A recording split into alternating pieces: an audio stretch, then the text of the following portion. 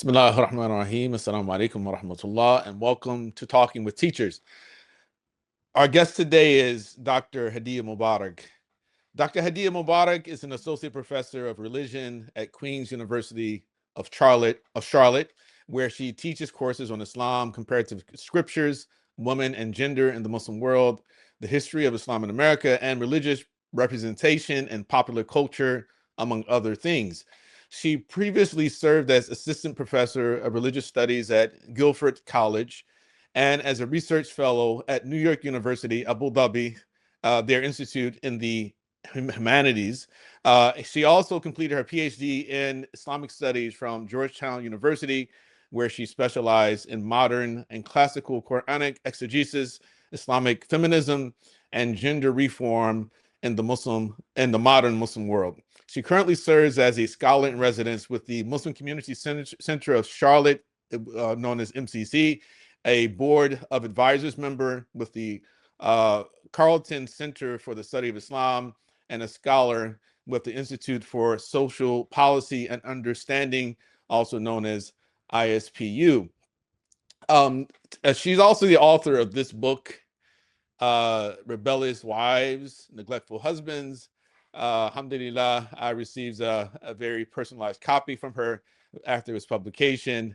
I had the honor to at least answer a few questions she had regarding the Maliki School prior to the publication. The very fascinating book, and really gives me great pleasure to have this opportunity to introduce Dr. Hadia Mubarak. Assalamu alaikum wa rahmatullahi wa barakatuh. Wa alaikum assalam wa rahmatullahi wa barakatuh. Thank you so much, Sheikh Abdullah, for having me on your show. I will say I haven't had a lot of male scholars engaged with this book and the work, the essence, the content of this book. Mm-hmm. So it means a lot, to kind of engage a broader circle. I think it's very relevant to Muslims and the Muslim tradition as well.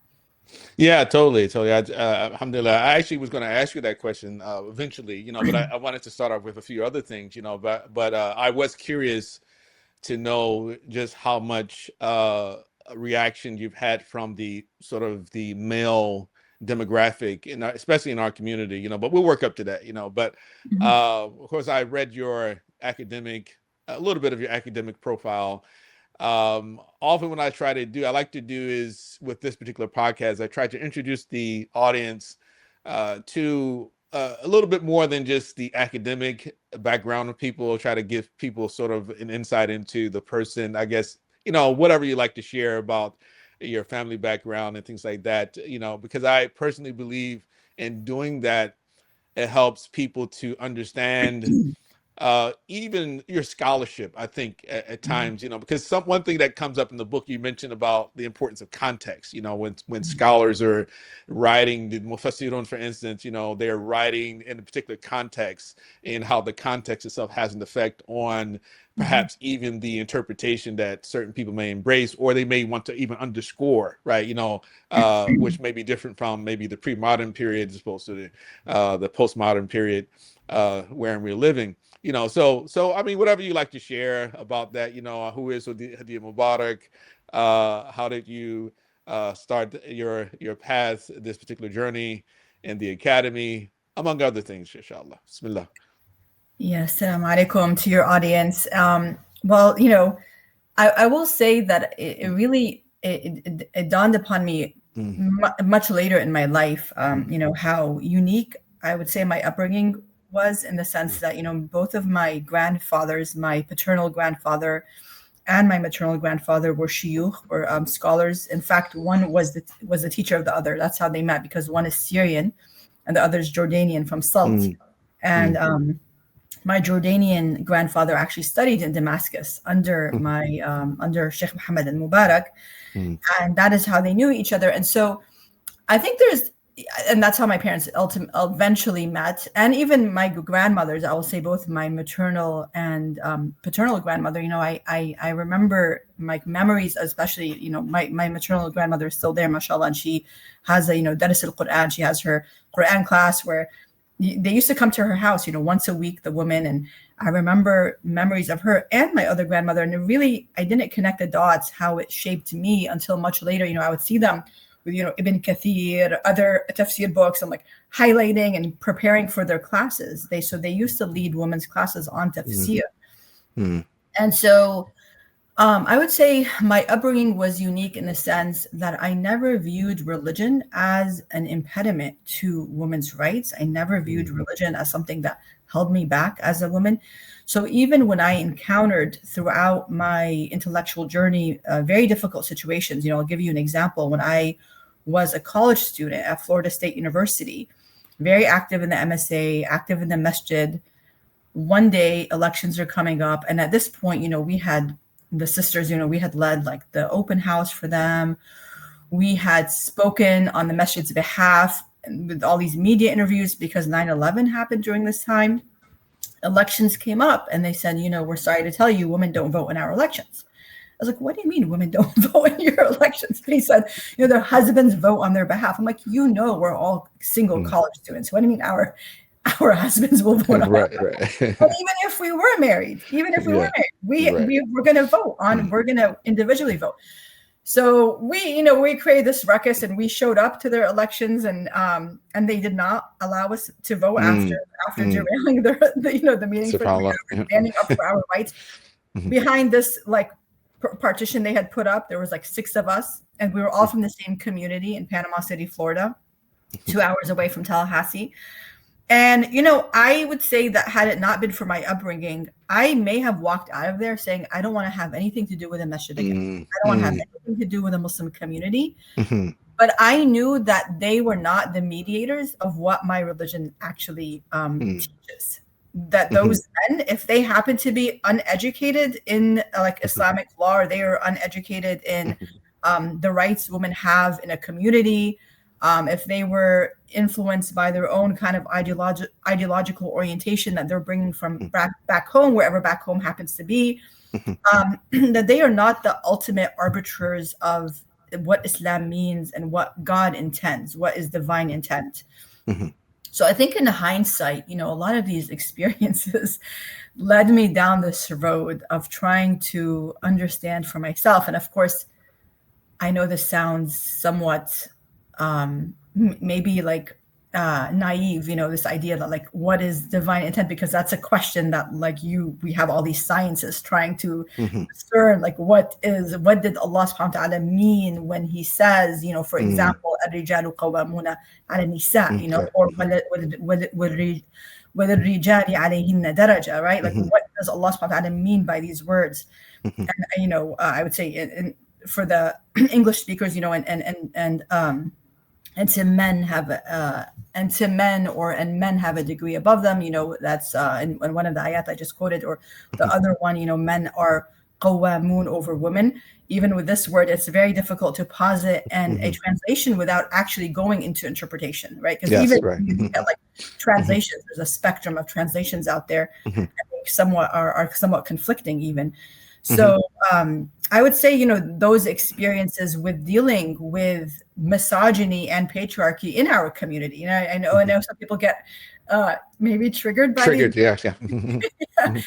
And that's okay, because we have to say, okay, well, what do we mean by these words when we use them? Yeah, right. Yeah. No, that's very, very good point. I think that that so many of us have these challenges when we take on these very challenging topics, right? When we call them challenging because because of the sort of response, the resistance that you quite often get, or the assumption that people make about what your intention, your orientation is about these issues, and it's really clear, both in your book, but just in general, right? I think that throughout Islamic history, that scholars have somewhat struggled with this issue regarding the place that women sort of have in Islam, I guess you would say. Not so much throughout most of Islamic history, but I think as you highlight, that you see, like, as modernity sort of sets in, and there's this reaction, I guess you would say, to the accusations against Muslims, of being sort of oppressive towards women, etc. But you can see this come out during the time of the Prophet, alayhi salatu wasalam, even when Salama, as we know, Rajul Anha, she asked the Prophet sallallahu alaihi wasallam, well, it seems that Allah is speaking directly to men, well, what about the women? What does he expect from us, right? And then these verses start to be revealed about, that what about the Muslim Muslims, male and female, the believers, male and female, etc. تغزو الرجال ولا نغزو, that the men, they go out to battle, but we don't, and then they get this special reward. What about us? Do we get? And then Allah, he gives us only half of the inheritance. Does that mean we give only half the reward? So this concern that they had about the reward, and just sort of equality, it kind of goes way back, the early women, in Islam, they had this concern. But once assured, it seemed that, okay, well, no, that Allah is not going to give you a different reward for doing the same thing that men are expected to do, but there are sort of these roles which are there, so because I teach family law too. I teach family law as a tune. I've been teaching that for years, and I intentionally deal with the controversial issues, because there's so many issues, like concubinage, the issue of polygyny, the question of testimony. I mean that, the men have this sort of prerogative to divorce their wives independent of the woman's decision, where the wife doesn't have an equal right to do so. So all these things come up when we talk about them. The reason that I choose to talk about them is, for one, quite often more than half of our students are actually young ladies. And so I feel it's important to address these issues, to have to talk through these issues. And then well, I guess you'd say 1A, well, 1B, I guess the second part of that would be that I believe that if you don't deal with these issues, then it's going to create a crisis of faith, right? Absolutely. And we want to deepen faith, so I want them to have a Quranic perspective on things, but also make it clear to them that, that some things are just simply interpretation, right? So, and just reflecting, I'm sorry to kind of go on for so long, but I do think there's important things to highlight, because I remember the very first cohort is the first graduating cohort. I intentionally exposed them to statements from scholars, which were very negative about women, because that particular cohort, I remember, had a misapprehension about the tradition, that they were taught that, okay, well, there's nothing, I guess you would say, misogynistic or disparaging of women among the voices of our scholars. And so I said, no, let's talk about this. Actually, it's not really true, but I remember at one of the final classes we had, I asked them, I said, after seeing and hearing these statements, have they changed your views of scholars? And they said, the girls, they said, yeah, I said, okay, have they changed your views about the Prophet? So I said, they said, no. And I said, have they changed their views about Allah? They said, no.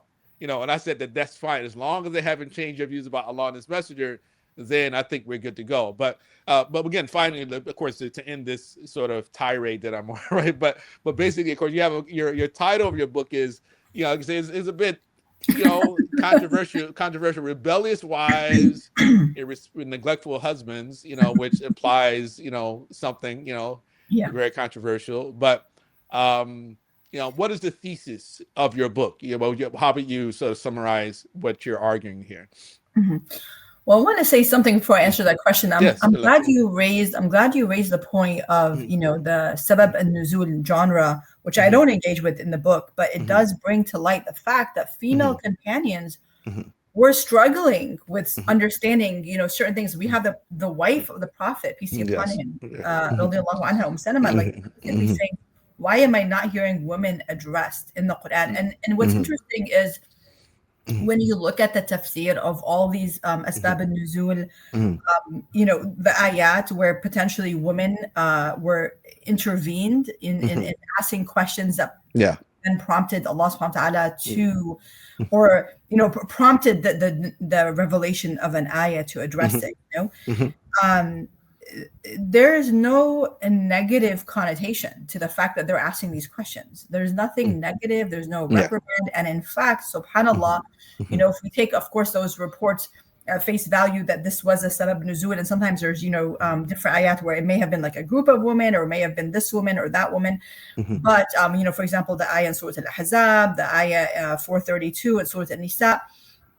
But in all of those cases, what we find is that Allah subhanahu wa ta'ala affirms their concern, and is affirming their concern by saying, no, I am including women. And here's the ayah, that is showing that men and women in the eyes of Allah subhanahu wa ta'ala are equal and of equal value. Right. And of course, we know the ayah we all mentioned in so many circles in Surah Al-Hujurat that, inna akramakum indallahi atqakum.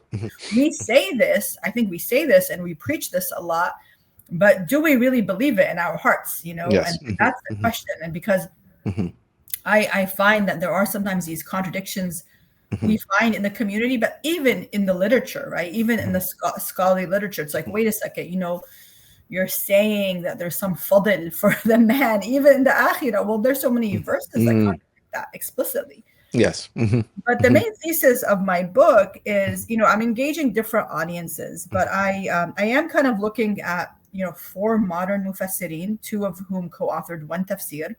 These 3 modern tafsir represent different ideological orientations, different ways of engaging with modernity, so I have the whole chapter kind of situating that historical context and the different ideologies they represent, whether it's, Islamic modernism / reform Salafism with Rida, or, Qutb with an Islamist orientation, which that's not how he started out. He is a literary critic at heart, which is important to note.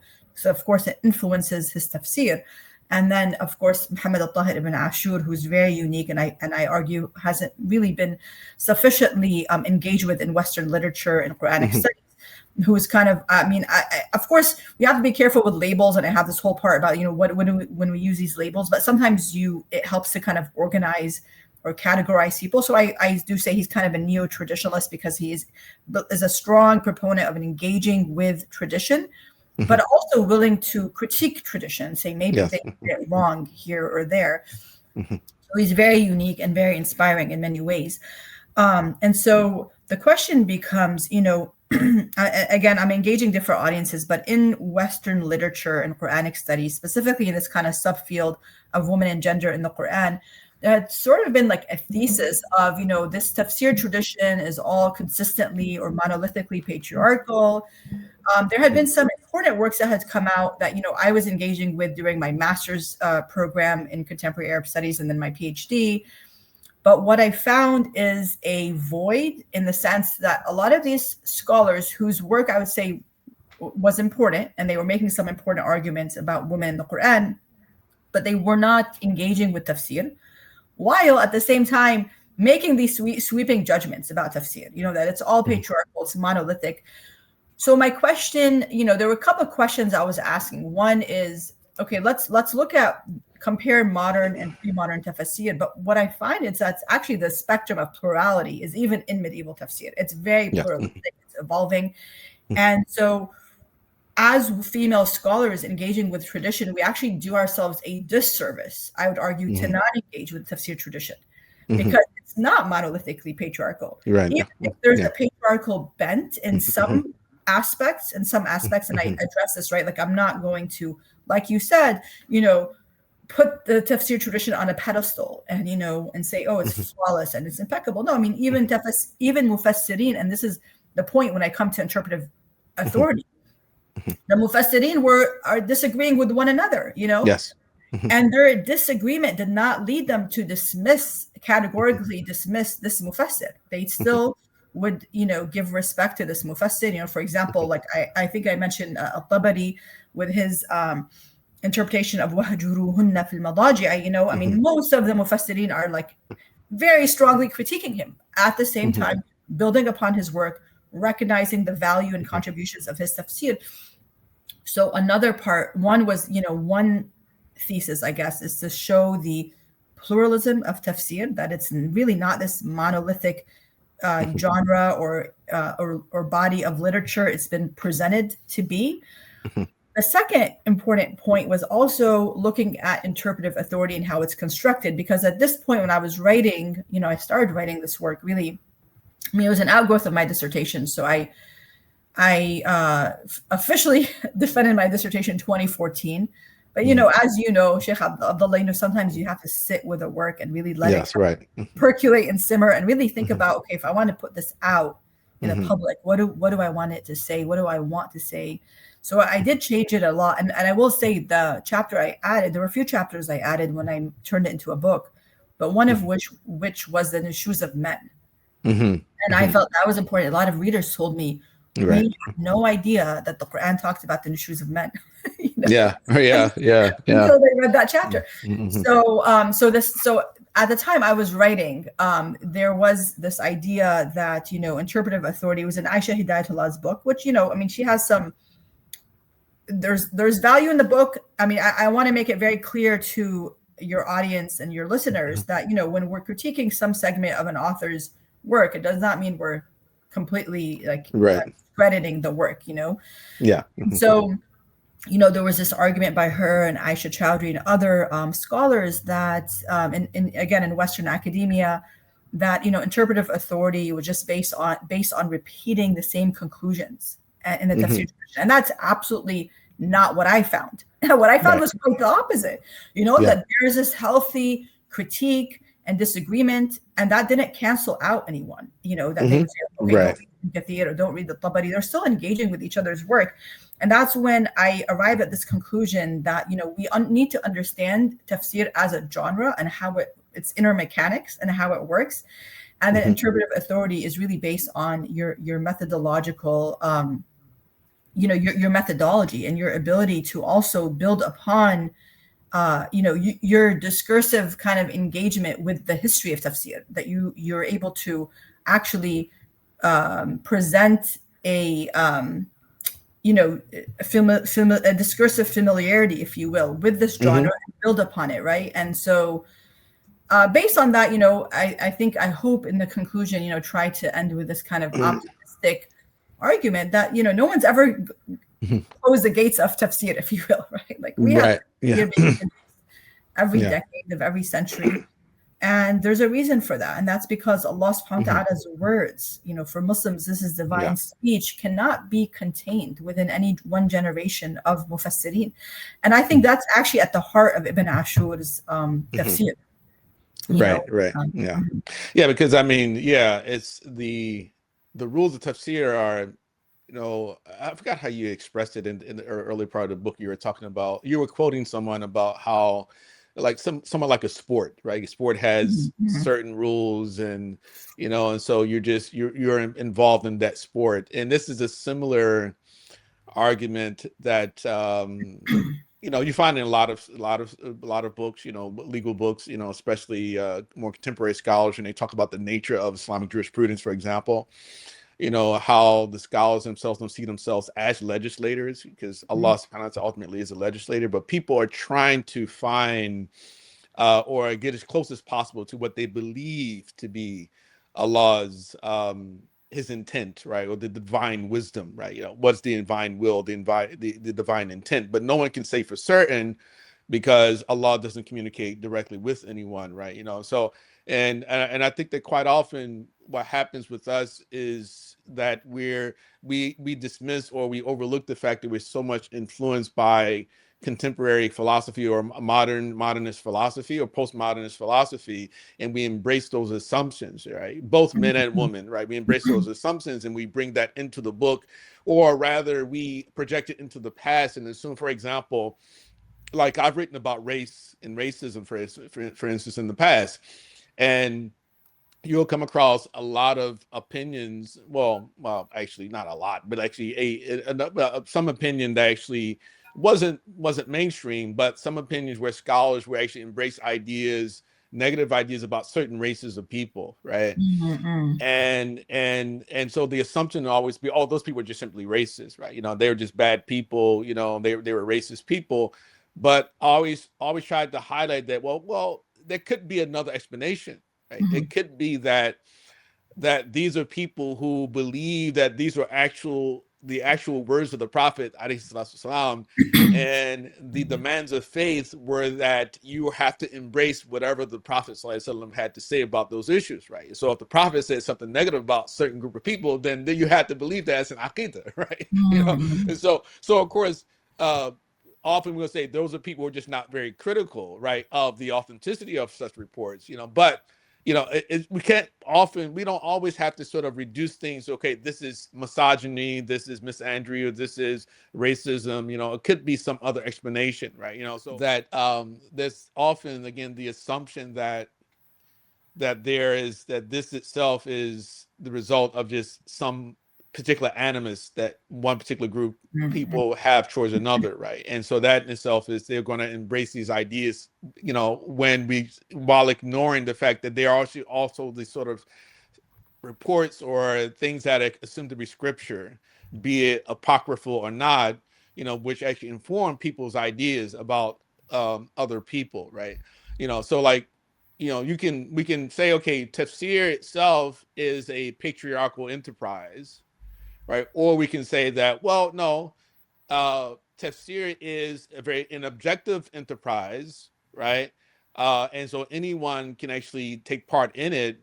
And as long as words have more than one potential meaning, or expressions have more than one particular meaning, then one particular exegete will incline towards one particular interpretation as opposed to another, right? So in that way, even if your interpretation goes against majoritarian perspectives, right, on the issue, you're still within the realm of tradition because, right, the tradition allows for that level of I guess you would say, adaptation, et cetera, those types of things, and so that's really a challenge, So I think quite often when it happens, like for instance, with someone like yourself, says words like patriarchy, right? So it's like without expressing, for example, following that up with, okay, well, patriarchy is not inherently evil, right? Because like that's just something they go they're patriarchal. Okay, maybe it is patriarchal, but is patriarchal evil? Is it inherently evil, right? What's bad about patriarchy, right? So that I think is kind of like what people when people hear the terminology, they get put off and they say, I'm not going to read that book. I'm not going to listen to that sister. I'm not going to listen to that brother, right? Because they're going against the tradition, right? Yeah. So that's fundamentally what often happens with a lot of, it happened with me quite often too, right? A lot of things that I've stated over years as well, right? So I'm sorry. Like I said, yeah, no worries at all. So, I mean, just kind of in response to that, I mean, I would say that, and that's why I thought it was important that you started out by mentioning, the female companions we have who, in some ways we can say, we didn't have a quote unquote tradition the way we, but in some ways they were positioning themselves as critics of certain, even of certain elements of, certain, they were critical readers, critical. Yes. Yeah. Critical listeners. I mean, they were concerned with what appeared to be Allah placing expectations only on a certain member of the human species, right?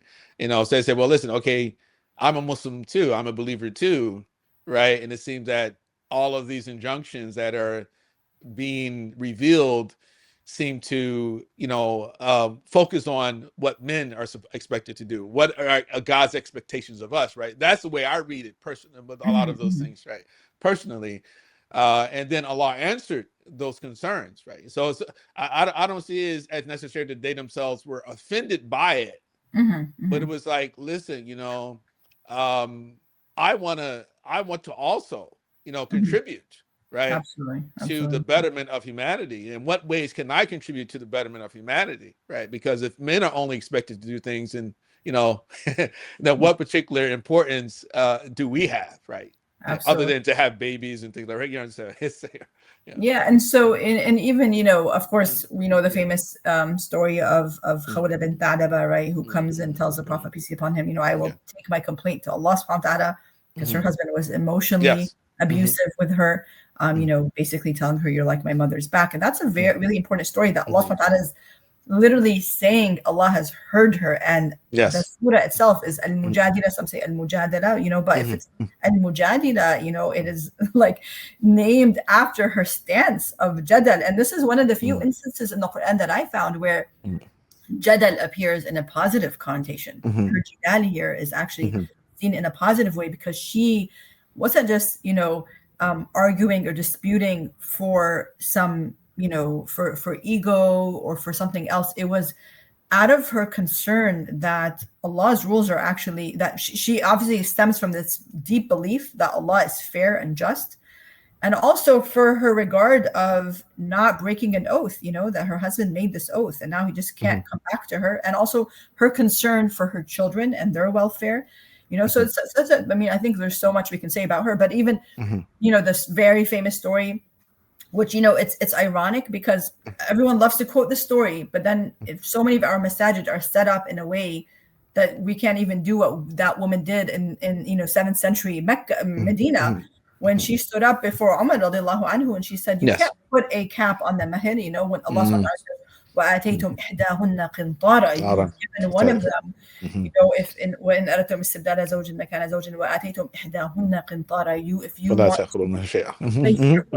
remarrying, and you've given one of them a treasure for mahir, and you're not allowed to take anything back. So she's like, Allah said we can ask for a treasure, and you want to put a cap on this.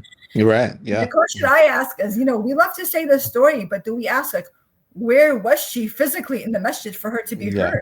Because a lot of masajid, we're not even seen, let alone heard, that we can actually, and also, that we see a society, a community that had been transformed in just a short period of time, where a woman who had previously been seen as one of the lowest rungs of society can now stand up and correct the Khalifa, and the Khalifa can accept that there's a new cultural norm being created. And so I would say, like, did we really maintain that? Because I don't see that we've maintained that. When basically being told in 2001 that 2002 you can't vote in the masjid, and because you're a woman, you need to sit behind this curtain where we can't see you, or we don't want to be bothered by hearing you either, and so, but forgive me, Sheikh, what was these? I want to make sure I answered the question you asked me.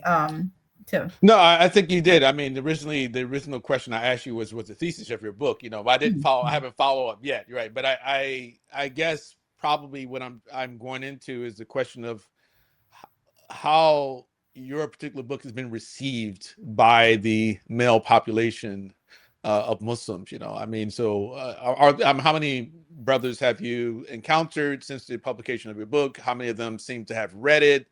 How's the community treated you since the publication of that? And I know you have some lectures online as well, right? Because I remember one time I posted a clip from your lecture, and a couple of people came to my page and they really had some negative things to say. And I said, no, I didn't. That wasn't my intent to make people backbite you, say negative things about you, But it was really, it was off-putting, for myself, That people responded in that way.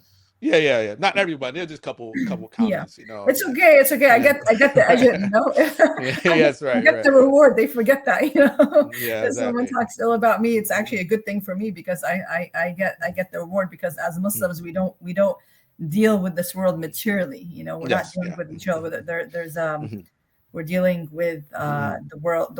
What we're really hoping for is the immaterial reward. Yes, right. Yeah, but so how what's the response been? Right, so far? So it's been mixed, but I would say so first, within Western academia, I think a lot of female scholars who normally would not have it's ironic, because then there's like a group of female scholars who maybe would see me as actually too conservative and too traditional. And so, but I think the book, especially because I did engage with a lot of important female scholars, I think they took it seriously. And so I was invited, for example, at the American Academy of Religion with the Islam and IGW, so it's Islam, Gender, and Women Unit, to come and present on the book, which was a good thing. And then even the Women in Religion Unit in AAR. So, in terms of Western academia, I think there was sort of new openings and an interest in the book. Mhm. In terms of the Muslim community, I would say it's been mixed. There have been a lot of Muslim women's clubs, book clubs, Mhm. book circles, and halaqas that have Yeah. invited me and said they've read the book, Mhm. which is very encouraging. One thing though they're like, well, what's the answer? You know, like Mhm. as you know, like I just say, okay, this is what the tafsir is telling us. I don't actually Mhm. posit an answer because I am clearly not a mufassira. I'm a researcher, you know, Mhm. a Mhm. professor of religion. I'm not Mhm. qualified to be a mufassira. That's Mhm. something I want to make very clear. Mhm. But I do think that, you know, if I were to do a part two, I would kind of more clearly let readers know what I incline, which Mhm. tafsir I Yeah. incline Right. towards. But, you know, this was my first book, so I wanted to be very kind of objective in that way. Mhm. But Muslim male scholars, I haven't seen much reception from. Mhm. You know, there was one masjid in Virginia that invited me make space, which is Imam Qari Zia, Makhdoom Mhm. Zia, a hafiz Mhm. and an imam there who created a kind of a, you know, it was a third space, but now it's a full masjid, mashallah, in Mhm. Arlington.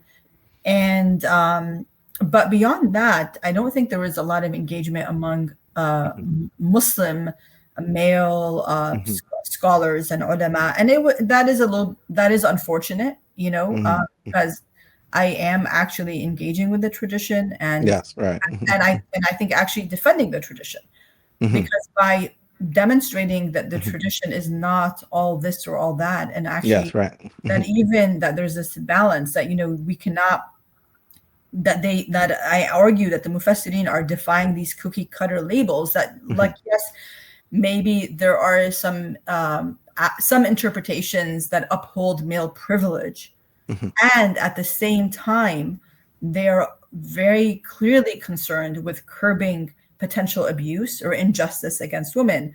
Mhm. And even in an ayah like ayah 4:3, you know, on Mhm. polygyny, which is oftentimes read through our contemporary lens of somehow giving some privilege to men. I mean, what I Mhm. found that the medieval mufassirin especially saw the central aim of this verse as justice to women and protecting Yes. Mhm. from injustice. And Mhm. so I felt that it's important to really kind of bring out these nuances that we tend to miss when we're not Mhm. engaging with tafsir.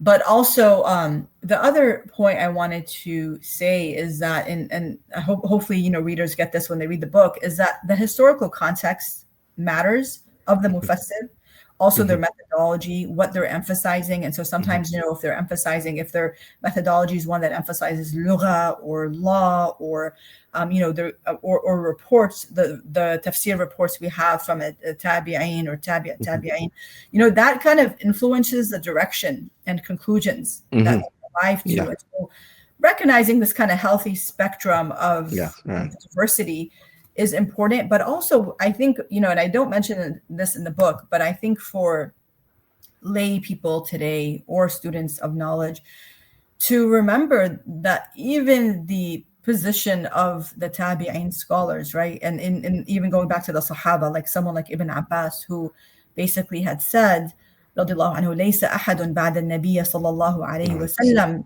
إلا يؤخذ من قوله ويترك إلا Mhm. النبي صلى الله عليه Mhm. وسلم. And All you right. have So, many yeah.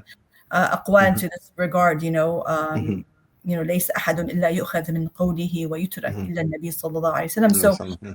this is something we have to, I think, bring back Yes. Yes. Mhm. this healthy Mhm. critique that's not a canceling out. It's just a healthy critique, the way our Mhm. female companions showed us that that's very Mhm. possible. You know, here they are Yes. Right. Yeah. correcting the Khalifa, a Sahaba, Mhm. you know, and Mhm. now you're telling us that we can't correct a scholar who came centuries later. Right, exactly. I mean, yeah, they yeah, corrected the Khalifa. You can find multiple narrations of like people challenging Abu Bakr, challenging Umar ibn Khattab. I mean, there we know the narrations of the Sahaba challenging even the Prophet, alayhi salatu wasalam, you know, not so much challenging him like with out of disrespect.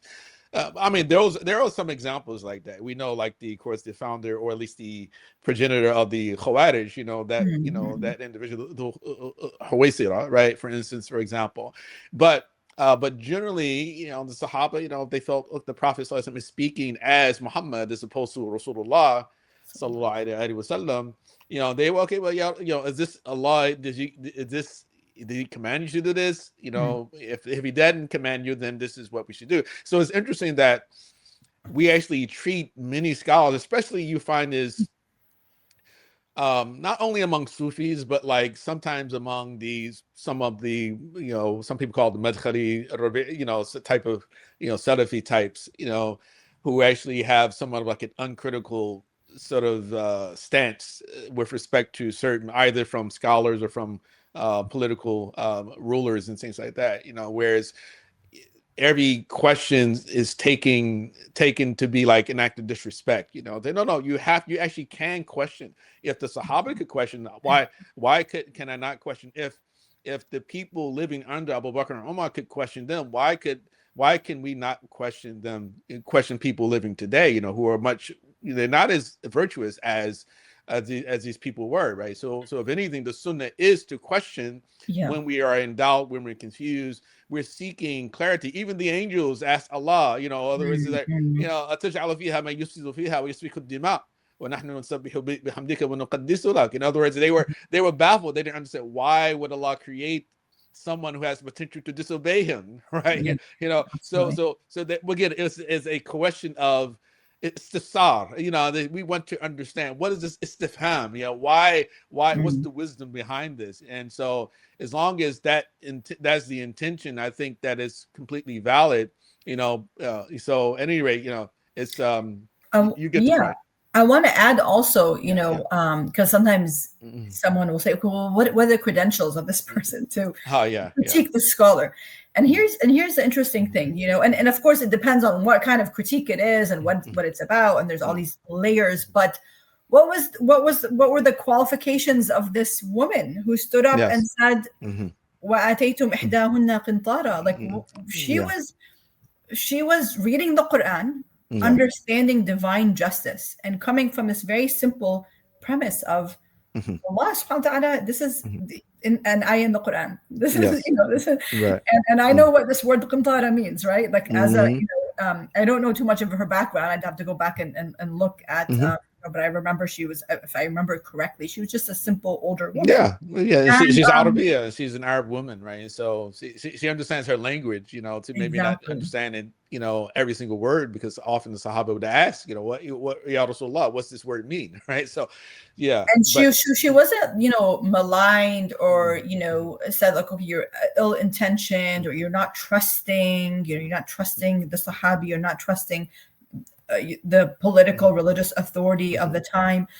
And so I think we really need to revive the sunnah, as you said, of allowing women and listening to women to bring their critiques, and they're coming from a position of faith.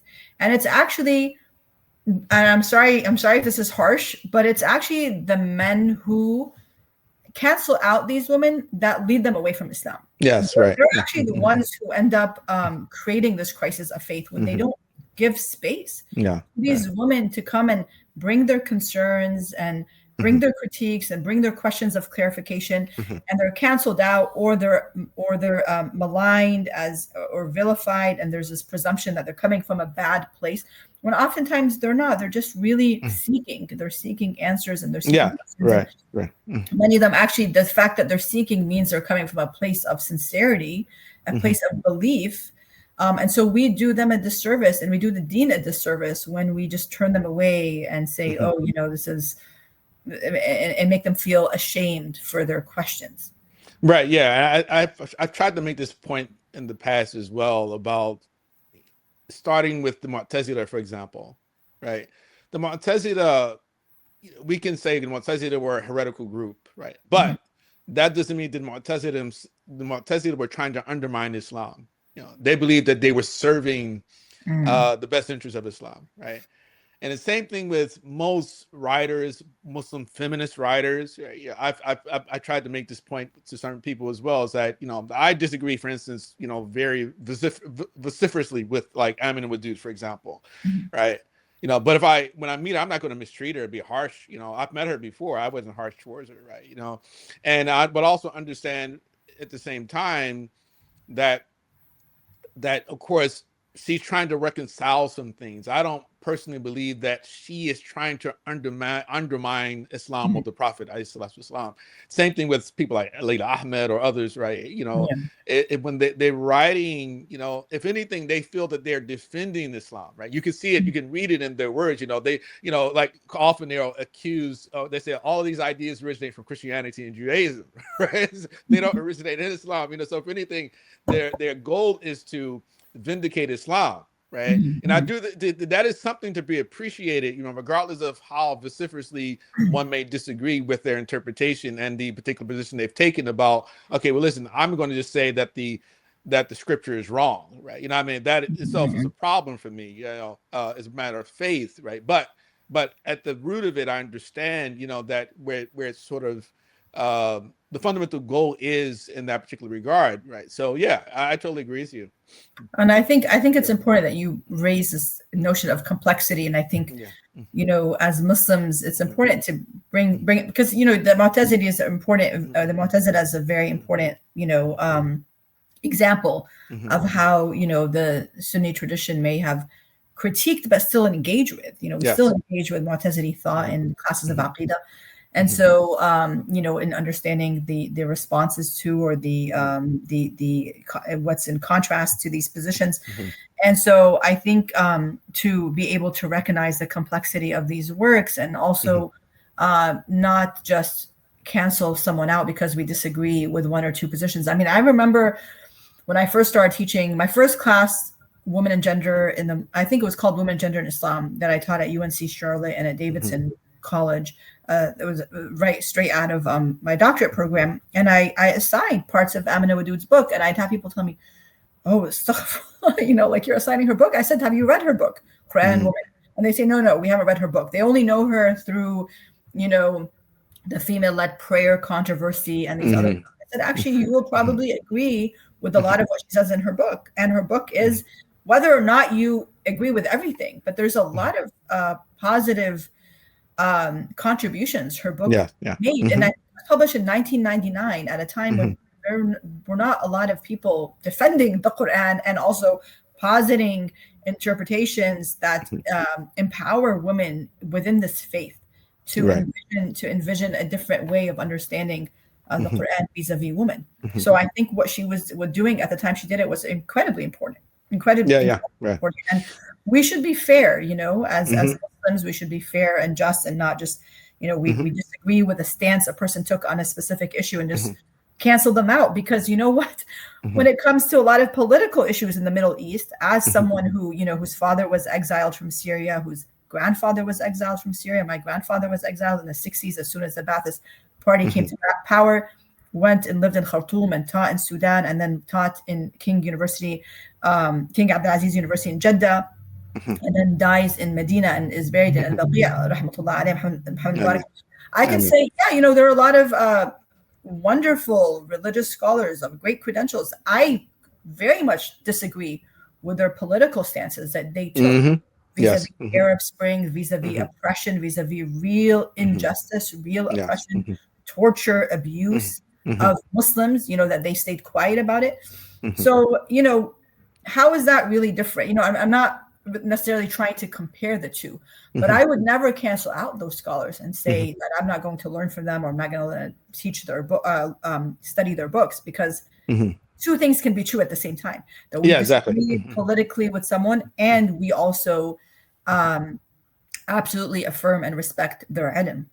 Right, exactly. Yeah, this is always coming back to what I mentioned earlier about just the importance of realizing that Allah subhanahu wa ta'ala doesn't speak directly to anyone, right? And so people take political positions based upon their own ijtihad and what they consider to be in the best interest of the community. Some opinions are stronger than others, right? Some have stronger evidence, from scripture to support them than others, right? But at the same time, people are exercising a certain degree of interpretative autonomy.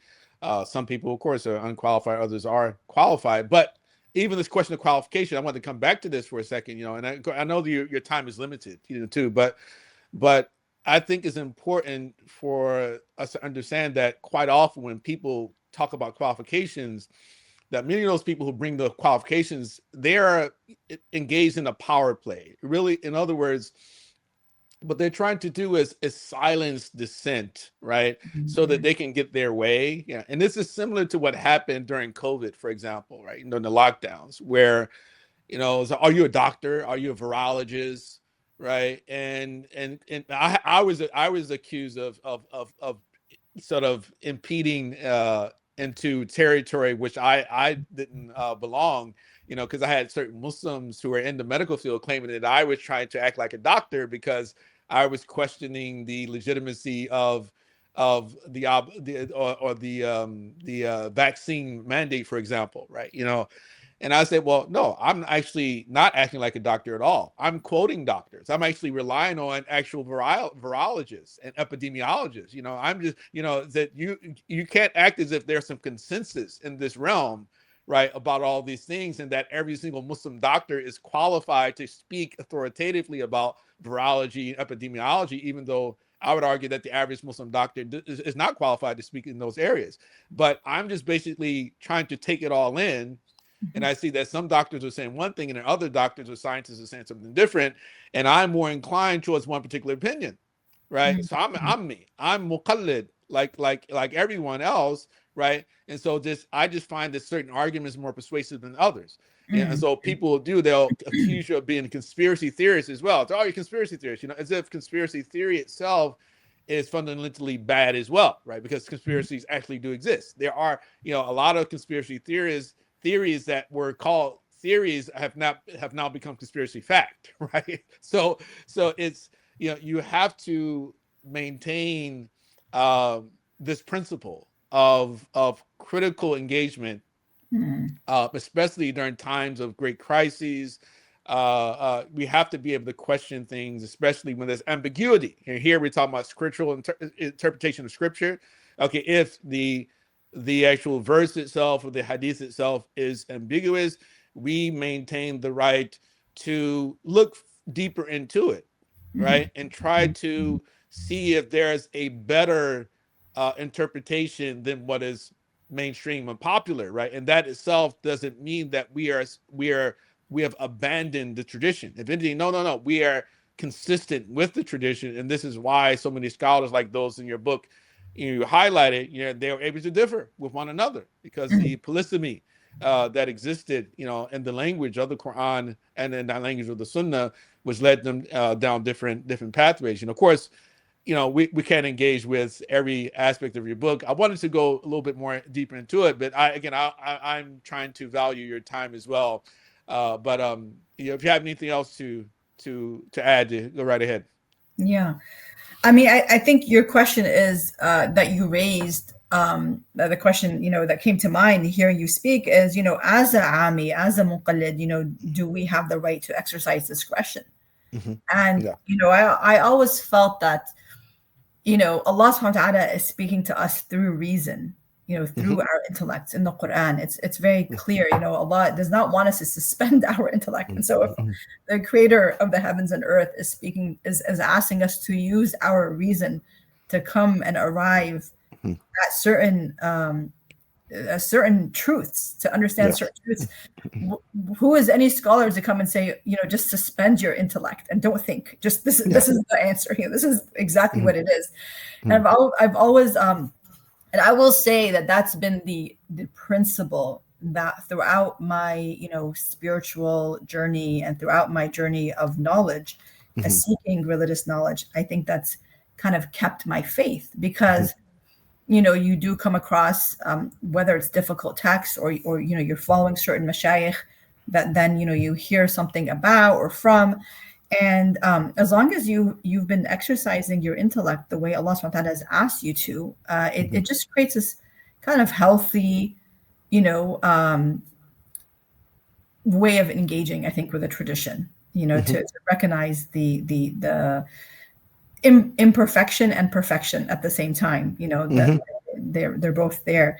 And, I would say, just kind of as a case study, because I know you mentioned, going into more detail, for example, وَلِلرِّجَالِ عَلَيْهِنَّ دَرَجَةٌ in Surah Al-Baqarah, and men have a degree over above women. You know, this, subhanallah, this ayah, there's such, even in the medieval tradition, there was such a spectrum of interpretation. Like, how are men, what kind of degree do they have above women? And even in the translations, you'll notice, by the way, like, I think it's Mustafa Khattab who has, like, in brackets, degree of responsibilities. And then Abdul Halim, yes, Abdul Halim, right under there says a degree of rights in brackets. You know, it's literally a degree of responsibility, degree of rights.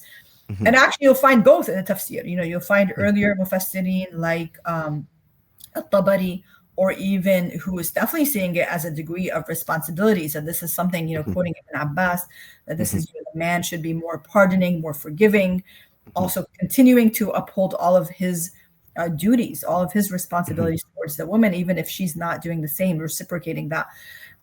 You know, you have Al-Qurtubi, for example, you know, who well, I guess the part before it, وَلَهُنَّ مِثْلُ الَّذِي عَلَيْهِنَّ بِالْمَعْرُوفِ, really kind of emphasizing women's sexual rights, you know, which was very unique for that period of time. Right. That men should adorn themselves for their wives, like as they want their wife to adorn herself for him. He needs to trim his mustache, and he needs to do this.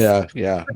And Smell so, good, look good. Think, yeah. Like Ibn Abbas, I remember Ibn Abbas, it says something along those lines, right? yeah, and even, you know, Fakhruddin al-Razi, which I think I don't emphasize this part in the book enough, because he looks at well, actually it was in a different verse.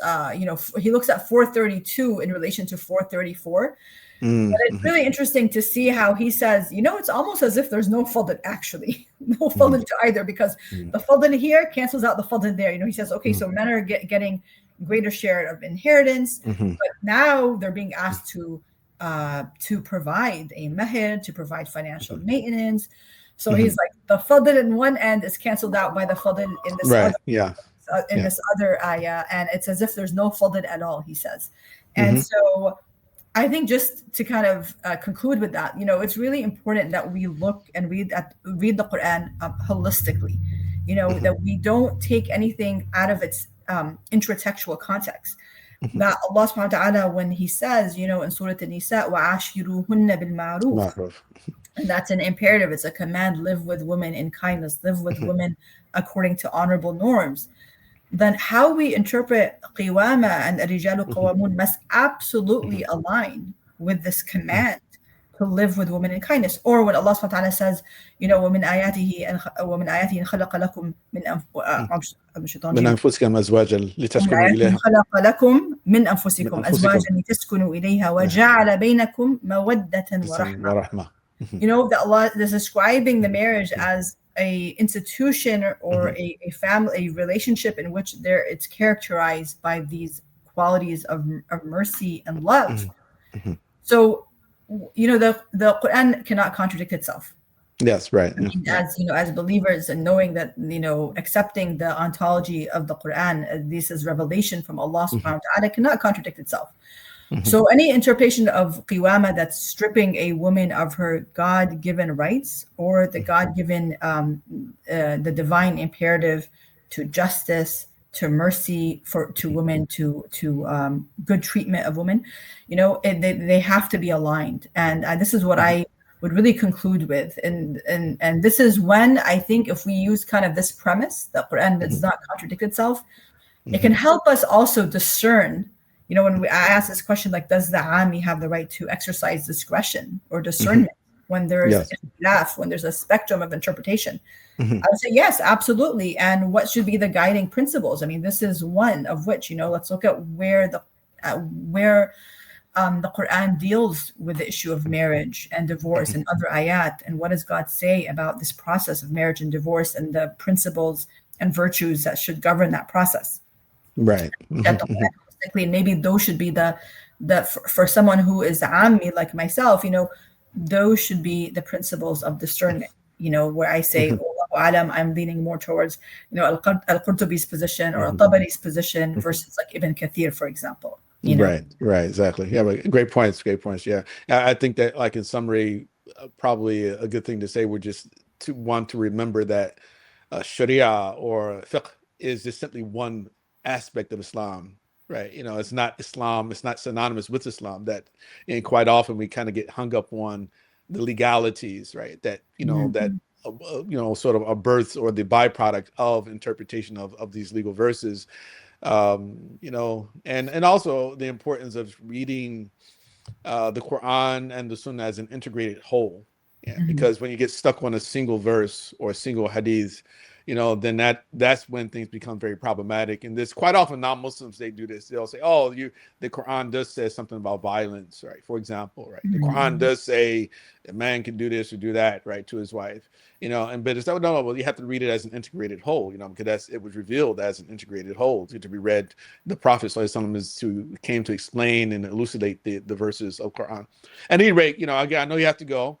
Yeah. And I will say, after spending over 10 years with tafsir of 434, or really over 10 years, when I first began, my first article came out on this topic, I think 2004. It's called Breaking the Interpretive Monopoly. So it's been a while that I've really been reading on, and I've really come to the conclusion that based on all the tafsir, even the more conservative traditional ones, that it's a mistranslation to translate وَضْرِبُوهُنَّ as hitting or striking. That if you want to go with a more literal translation, that it should be a symbolic striking or symbolic, that word needs to be added, because when you read the tafsir, that's very clear.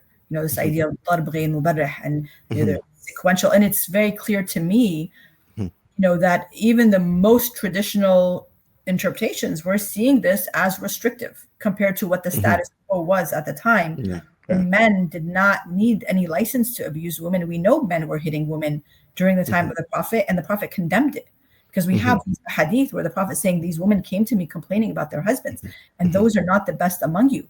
So that means if we understand the historical context, that this is what men were doing, and the Prophet, peace be upon him, severely reprimanded them, and there are many hadith where he reprimands them, then that means in that historical context, this ayah was absolutely restrictive and saying, the only time a very symbolic striking can happen is if there's a woman who is nashes, and then the question comes, what does that mean? What does nushuz mean? So once you establish what that means, that it's something serious, potentially her consistent refusal to sexual intimacy with her husband or something to that level, and then you have to go in order of these steps, speak to her kindly, and then abandon her and just abstain from her sexually. And then the third measure, it also was very clear, ضرب غير مبرح. So if it's a non-injurious kind of hitting, then it's clearly just symbolic. It's not meant to inflict harm. And if there's so many ayat and principles from Islamic law that it is absolutely wrong to inflict harm upon a woman ever in Islamic law. And so I do think that we do need to have a sort of reckoning, if you will, within our community to more accurately understand this verse and more accurately translate this verse, because a problem is with the way we've been translating it. And it should really, the word symbolic needs to be in there. Well, you definitely have to come back for another conversation, because this is extremely important verse itself, and I actually disagree with you about being symbolic or not. Not that I want women to be hit, right? But I do think that it's very difficult linguistically to argue that hit doesn't mean hit, especially considering the Prophet's, final hijratul wada, khutbatul wada, right? When he uses maf'ul mutlaq, fadribuhunna darban ghayr mubarrih, but at any rate, it's a bit more involved of a conversation. But I think we should definitely reschedule a part 2, right, to this conversation. But the modifier, dig a little bit further into, I will say that the sifa here, the darb ghayr mubarrih, is to me is what makes it the symbolic part, right? Right. So, in other words, it's definitely placing restrictions or limits on the extent of the actual hit, but it still says فَضْرِبُوهُنَّ darban, right? So so when you use the verb with the actual noun itself, right, it further emphasizes the importance of it being a literal hitting itself, right? But the same hadith you mentioned also indicates that nushuz is potentially some form of disloyalty, Right? Yeah. No, I actually agree with that part. So that's the other thing, that this category is a very small category of women, and you have to have established that there's some sort of nushuz, and it's a lot more serious than the way it's been understood.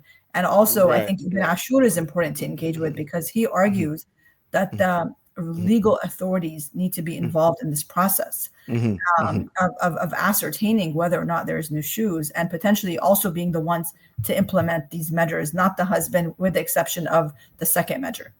Yeah, no, and I think that there's definitely some wisdom there being considered, just the lack of education in the community. When you have a community which is not properly educated about Islam and about the morals of Islam, then there's always going to be a high potential of abuse.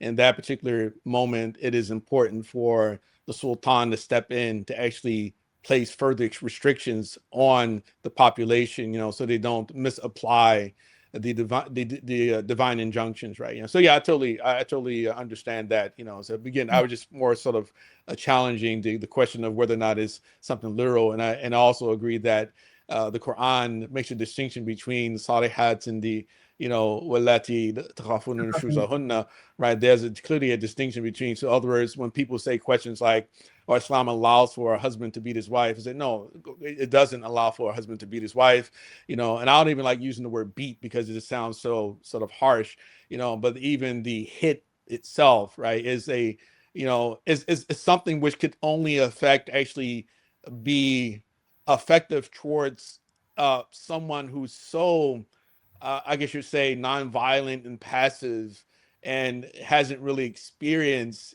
any degree of violence, that it would really have an effect, or sort of alert the woman to the seriousness of the gravity of whatever she happens to be doing, whatever we call in the shoes.